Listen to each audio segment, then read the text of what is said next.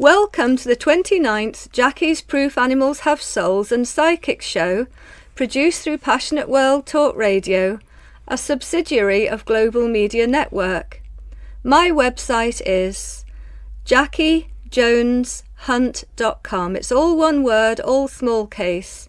Jack, like the boy's name, Jack-I-E, Jones, Jones, Hunt, Hunt.com.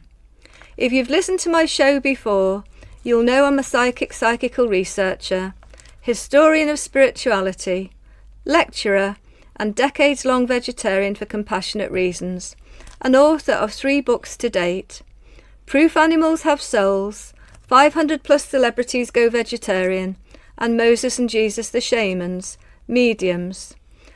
Moses and Jesus the Shamans is encyclopedic on mediumship, and it also reveals the politically orientated biblical mistranslations from the church orthodoxy, condemning mediumship, when it was in fact an ancient tradition of the Hebrews and Jews to consult seers, prophets, dream interpreters, judges and oracles, and prophets, mediums, to learn spiritual wisdom and predictive guidance. And these mistranslations led to the 16th and 17th century witch hunts. Thousands of innocents were tortured and murdered. And it's even led to suspicion today of mediumship and life after death. And Proof Animals Have Souls, my second book, it gives you the evidence of the vegetarianism of Jesus and James the Just, his brother, since birth. And James was practically written out of history by the Orthodox Church. And yet James the Just, Jesus' brother, known for his piousness, led the first followers of Jesus from Jerusalem for many years after Jesus' crucifixion. But so many people know so little about that. 500 plus celebrities go vegetarian gives over 800 quotes from the beginning of time to present day, from all the world's great thinkers, asking for compassion for animals, which then makes us more compassionate to each other. Today my guest is Clive Siegner. He's the author of 5 books, and his last 2 are People Who Knew Jesus Before and After His Crucifixion, and his 4th book, Further Recordings with Sleeping People. Now, he's an instrumental transcommunicator. He's an expert of 9 years, and he will explain during his interview what instrumental transcommunication is. Clive lives in Ontario, Canada. He's a father and grandfather, and in the past Clive worked as at an insurance company setting up people's pensions. Clive's email for contact is cawsieGner.com. That's the website, and the email is cawsieGner@hotmail.com, and these will be in the blog that follows the show. So I'd like to welcome Clive to the show. Hello, Clive. Hi, Jackie. Thank you very much for bringing me into this. Well, it's a pleasure to speak with you. As time is short, we'll get straight into the questions, and I'm sure we'll end up doing more interviews, Clive, because you've got such a lot to say. Could you please briefly tell listeners what instrumental transcommunication is, otherwise known as ITC?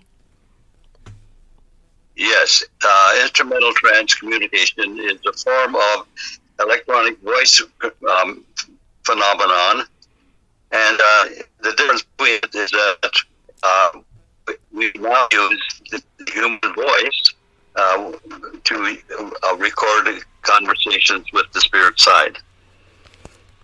Yes, thank you. So it records conversations using white noise or like a gaggly type of noise, and then you separate the answers out from that background. Was there a particular event in your life that attracted you to instrumental transcommunication, ITC? Well, yes, there was. I was at an afterlife awareness conference, way back about 10 years ago when I listened to a presentation brought on by a very what's the word I'm thinking for? Very well known.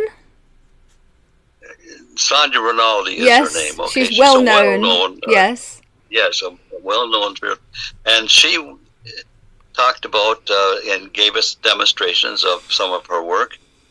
But she also mentioned that Craig Hogan, she'd been talking to his mother while she was at the conference and recorded it as well. So at that point, my interest peaked, and I got involved, talked to Craig, and he was trying to get people involved with ITC. He asked me if I'd like to join, and I said yes, I did, and that's how it started.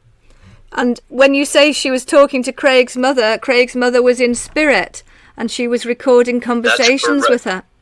I'll just say that you were telling me that your books cover areas like you communicate with sleeping people, asking them questions, and you've had communications from Jesus, and you've even had communications from extraterrestrials. Can you give any interesting examples of contacting and asking questions of sleeping people? I believe we're all in an out-of-body altered state when sleeping, animals included, so I think it's very interesting that you're working with sleeping people. Well, yes, and I think this is an area where very few ITC researchers have ever tried to do much of, but I've been fortunate, and in my book, I talked to about interviewing 5 different people that I know, and asking them to give me a question to ask them that I wouldn't know the answer there to, and they all answered correctly. That's interesting. Yes. Yeah. So it was 5 people that you picked. You asked them to ask you or they gave you questions to ask them. You didn't know the answers at all. So when they were asleep, you asked them the questions and you got the answers, and you gave it to them the next day, and they confirmed it was accurate, showing that you had in fact contacted them during their sleep state. That is excellent, Clive. Exactly. You said you work with your guides before the show. Do you know them? Could you list them? The guides who work with you like a spirit team? Yes, my main spirit guide is Jared. And Jared then brought in my mother, my dear mother, and my uncle Punch, and 2 other spirits. The last one, the 5th spirit, is one that's brought in new every time I do the work, and that's basically for their side, so these people can learn how to contact humans more easily. I see. That's interesting. Do you contact spirit animals, Clive? Yes, I do. Family animals that I had, and actually my granddaughter had, that have passed, and I have contacted them, and they have recorded answers, which are also in my book.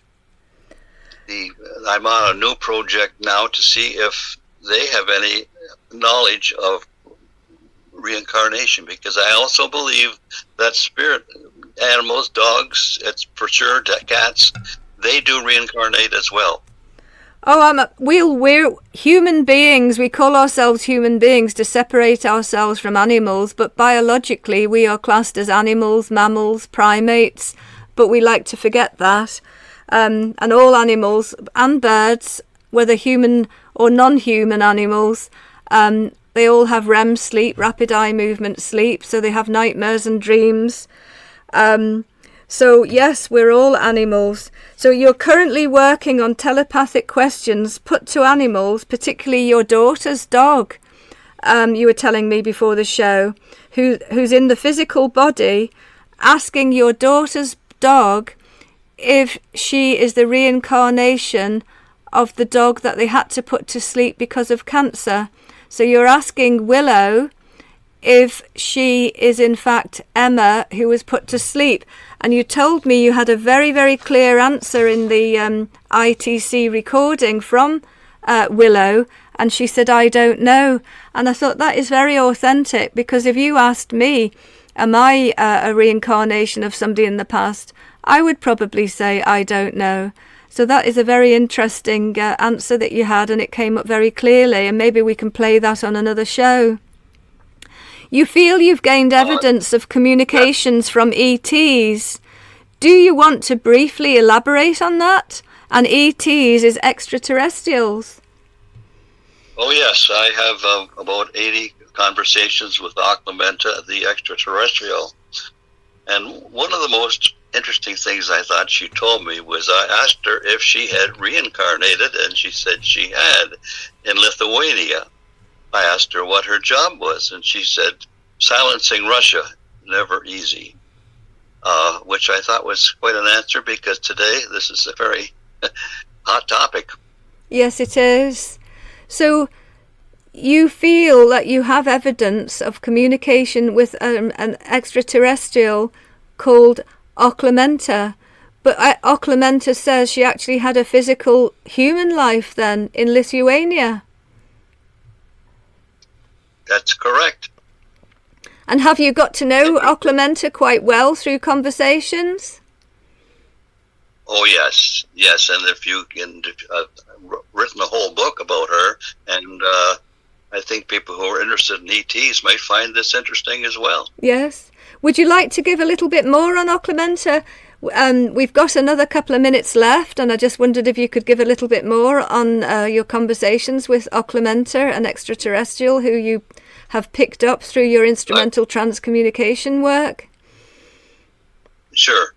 One thing that people should know is that Oclamenta's people are actually guided spiritually as well. Of course, there's the science, which is way above ours, but spiritually, they follow the teachings of Jesus. And she told me she'd actually met Jesus. And his teachings are alternate teachings that are taught in their school. Excellent. So it's interesting to know that the teachings of Jesus have gone far beyond Earth. Yes. And his teachings are so similar to Pythagoras and also to the Buddha. And it's like this repeated message coming out of trying to evolve our spirituality to its highest level, but it keeps falling back the way, doesn't it? Yes, it does. So you've had communication with Jesus as well. We've got 2 minutes left, so I wonder in that time if you could say anything you can on Jesus, and then, as I say, we've got so much more to discuss in more depth. I'm sure we can talk again in the future. But in this last couple of minutes, if you can say anything on Jesus as communications with you, I'm absolutely fascinated. Well, one thing Jesus, a couple of things Jesus told me was that, which I think is very important for people to understand, is that the only way to get to God is personally, okay? You have to, it's self-effected is what he told me. So that you and I and all people can contact God. But we don't do it through Jesus, because Jesus is a spirit just like we are. Yes. And of course, the most advanced spirit that I think anybody is aware of. So I think it's important for us to understand that to contact God, you have to do this yourself. If you follow the teachings of Jesus, you will be able to do it very easily, and you decide to change your life to follow those teachings, then you'll easily be able to realize that you can now go directly to God. Yeah. I actually say a prayer to God before I start doing my work, and it's this. I say something like this: Dear God, please cover me with the white light of your protection so that no negative entities can ever enter my house, my rooms, my computer system, etc. Yes. Well, thank you, Clive. Yes. I think we need to leave it there. It's been a pleasure speaking with you, and I look forward to speaking with you again. on these very interesting topics. It's absolutely fascinating. So thank you, Clive. Thank you for coming along today. You're very welcome. Thank you.